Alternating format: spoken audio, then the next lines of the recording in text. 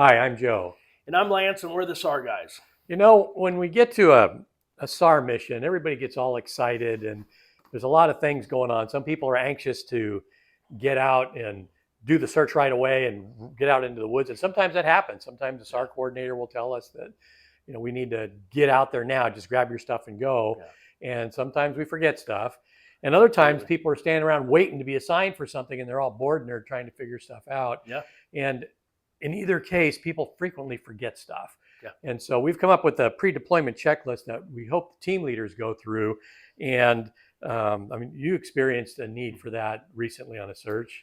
Yeah, absolutely. And first and foremost, the team that I was with, they're phenomenal. I mean, absolute rock stars, and I really enjoyed being part of their team. That the downfall is that a couple of them didn't have water. A couple of them, without going through the whole laundry list, they just didn't have all the tools that were necessary Right.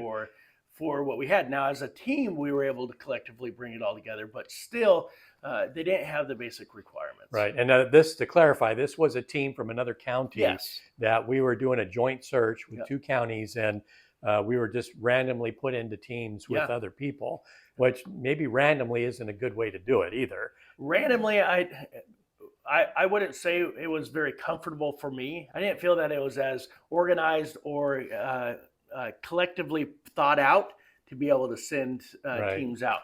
And so we chose our own team leader, which we really didn't choose a team leader. It's just thankfully the team that we were on, it was like the perfect team for the Right. scenario that we had. So it wasn't a bunch of headbutting, and it worked out really Right. well, thankfully.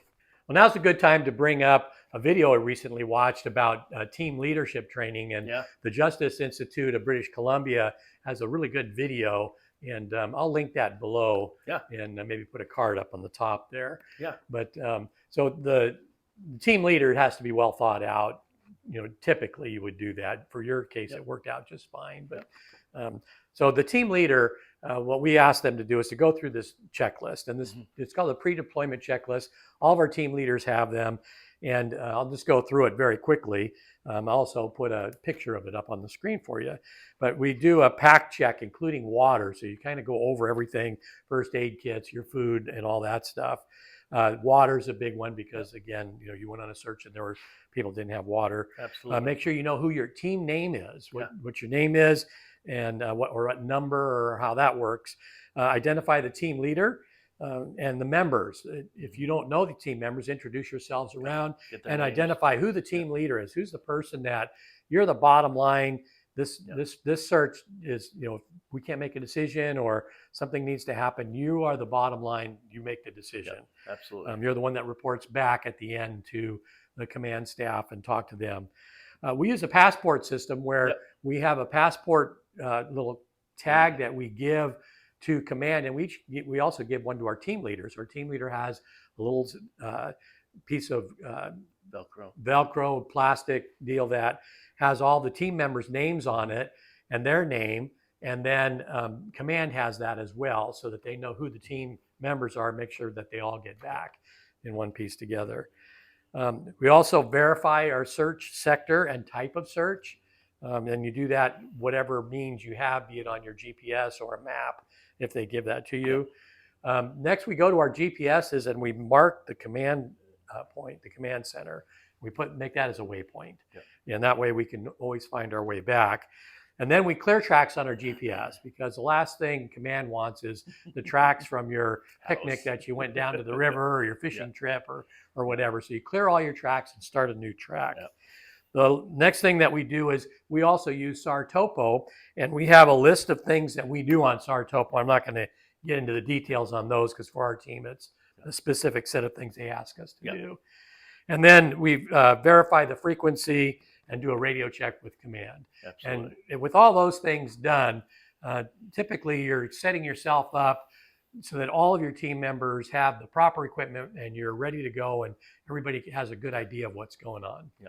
And this is a great time. So if you do have specialty items that you need to go out, you know that you're going to want a little bit of rope, or you're taking a Stokes basket, or you got the mule cart and all those things, then you can kind of start assigning different people to those things, because now you have your team and now you Right. know your strengths and your weaknesses, and say, hey, this is how we can divvy out these extra carabiners or extra food, or what are those burrito wraps for hypothermia? Right. That's what I call them. I don't know the actual name, but Space blanket. Space blanket. There you go. But it's the fancier ones. Yeah. But who can hold this gear? Right. And something else is probably a good thing to bring up.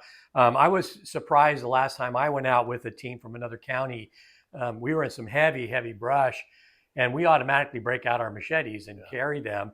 And right away, the other team said, whoa, we're not allowed to carry those things. So that's something. And then on that same search, one of the dog handlers said, does anybody have anything that might offend somebody? And I thought, what are you talking about?